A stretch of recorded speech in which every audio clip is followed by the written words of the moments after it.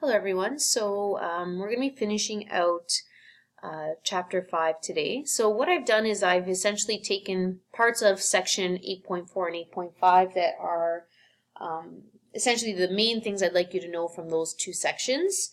The acid-base titration section actually can be quite elaborate, but you're only expected to know what we're going to talk about in today's video. So to kind of just go over titrations in general, so everyone has done a titration in grade 11. So essentially it's an acid-base reaction where typically you have an acid that's being titrated with a base or vice versa. And really the end goal is to determine the concentration of an unknown. So typically how do we do that? We have a solution in a burette and a solution inside of an Erlenmeyer flask, and we use an indicator to essentially change colors to let us know when we have reached the equivalence point.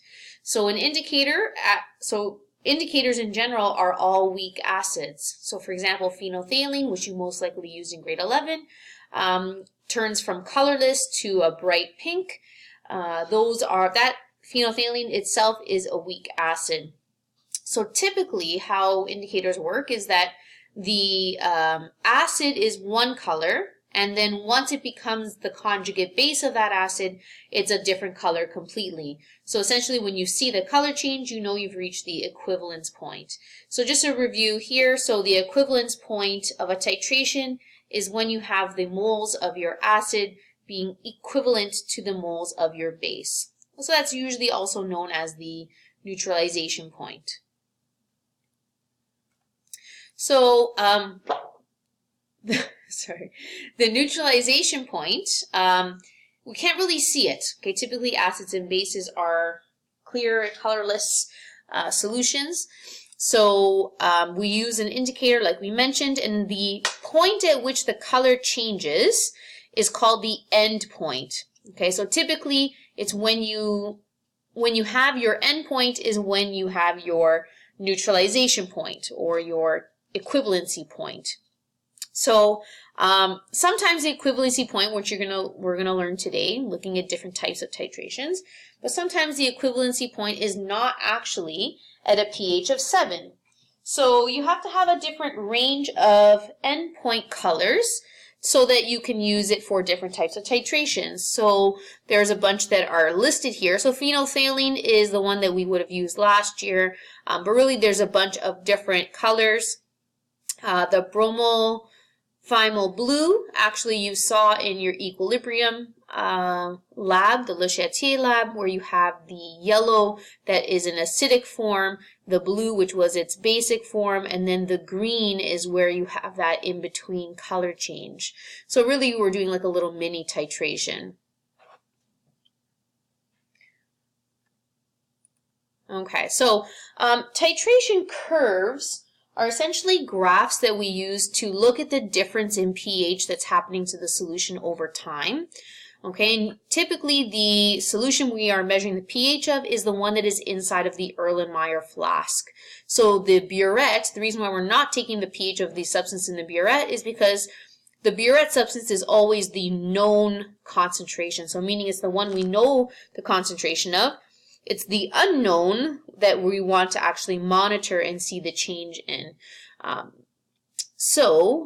going to go through, this is just a generic picture, but we're going to go through the different types of titrations and what the different curves look like. So how do they make titration curves? So typically we use a pH probe. So it's essentially a digital device that you put into a flask, and it essentially can take the pH consistently, so like continuously. So let's say for 10 minutes, it's going to monitor the pH. You can also use a pH meter, which is almost like a thermometer, where you just you stick it inside of your solution, and then it has a digital readout. Obviously, there are other ways, pH paper, which is more of a rough estimate. Typically, if you want to plot a titration curve, you need to have actual data points that can be graphed instead of just rough estimations. So, and of course, we can calculate the the titration curve analysis by understanding mole ratios and acid-base reactions. Now, unfortunately, this really only works when you have a strong acid base, because you can simply use the whole number, the mole ratio in order to figure out the moles of both that are happening. With weak acid base, you have equilibrium, so it becomes a little bit more difficult to do. The easier route is to simply take the pH over time. Okay, so there's 4 different types of titrations that we are going to be looking at curves for. So the first one is actually a repeat of what we've done in grade 11. You've just never seen the titration curve for it. So a strong acid, strong base combination. Then we're going to look at a weak acid, strong base combo, and a strong acid, weak base combo. And then of course we have titration when you have more than one hydrogen that can be given away. So in this situation, you actually will have more than one equilibrium occurring. So if you remember that each proton that's transferred is its own equilibrium. So we'll see what that looks like, and you'll notice it's very different from all of the others. Okay, so strong acid, strong base equilibrium. Strong acid, strong base titration. So this is where you have a straight up no equilibrium happening here.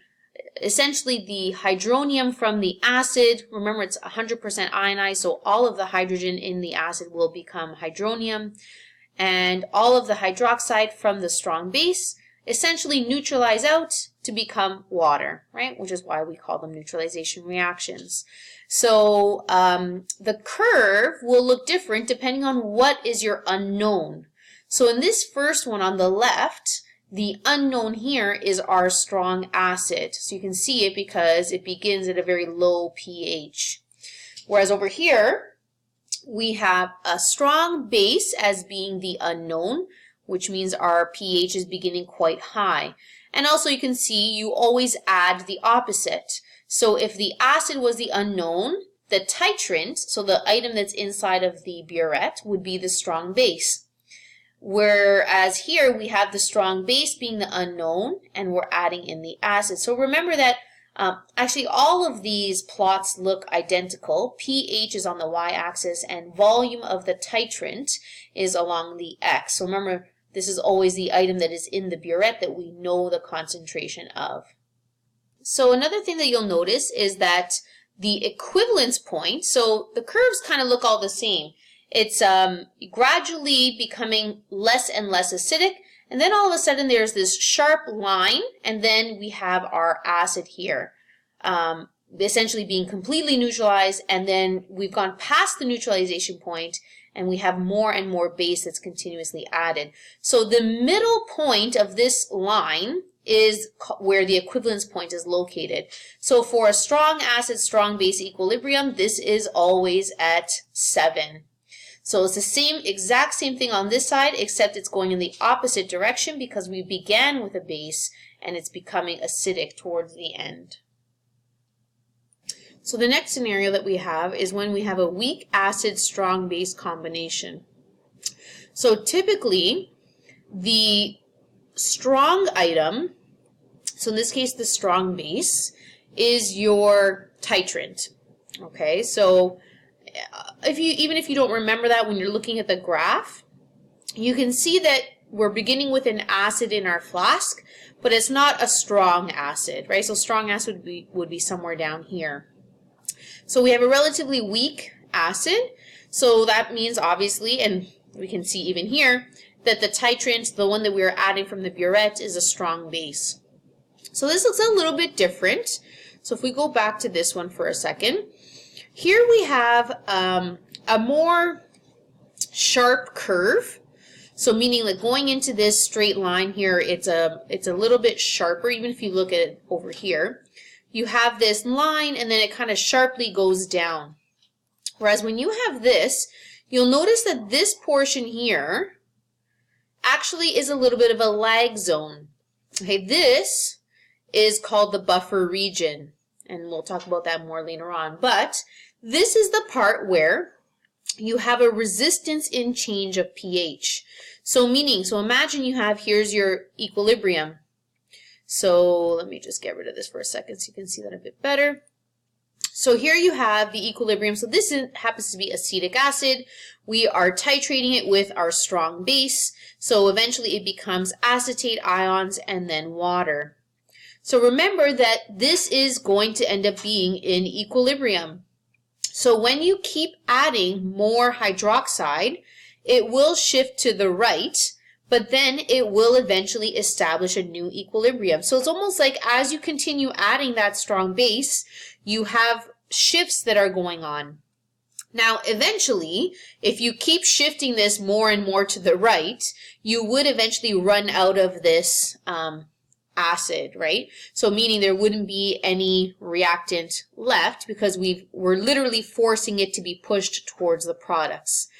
But you'll notice that the equivalence point is higher than a pH of 7.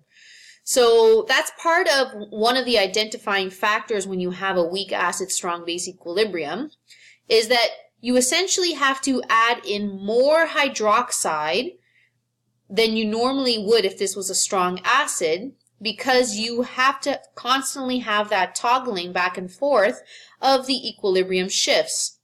So you have to imagine if they were fully reacting 1-to-1, it would have been a pH of 7. But because you have to continue adding more base, so that way it will essentially neutralize or reach that equivalence point, there is excess hydroxide that was added that normally wouldn't be. So what ends up happening is the equivalence point is above 7. You also have this buffer region. Okay, so this is where all of that shifting is occurring, and you have like new equilibriums being established essentially with each drop of hydroxide that's added. Now, weak base strong acid is very similar, just kind of the opposite. So of course, first we can notice that we're not starting off at a super high pH, so meaning it's a weaker base. The titrant is now our strong acid. So it's a similar idea. So here is our weak base, ammonia.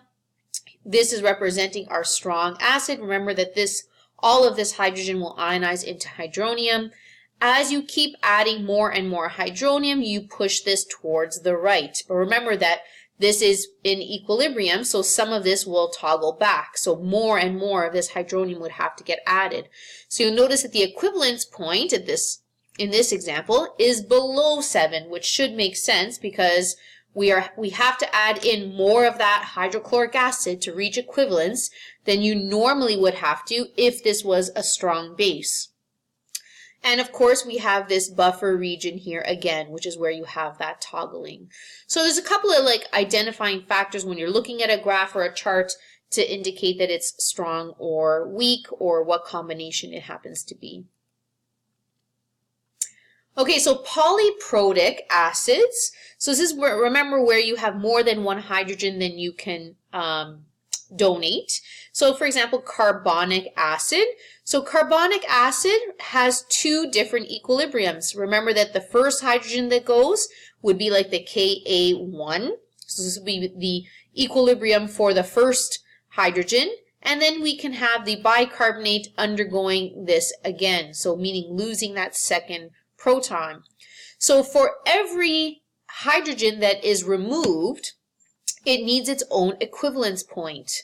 So this first equivalence point would be for this first equilibrium, and the second equivalence point would be for this second one. So you essentially have two values because you have two equilibriums that you have to overcome. Now, one thing I'd like you to notice is the lag area. So typically the longer the lag, I should say, kind of indicates the weaker that acid or base happens to be. So in this case, you can see that this is a different kind of line than this one over here. That just simply indicates that this one is a weaker acid than the original acid was. And that should make sense if you remember the Ka values. This would be like our Ka1, this is our Ka2. With each subsequent K, the product amount becomes weaker and weaker, like less and less product, right? The K gets smaller. So typically, if we're doing a titration, we don't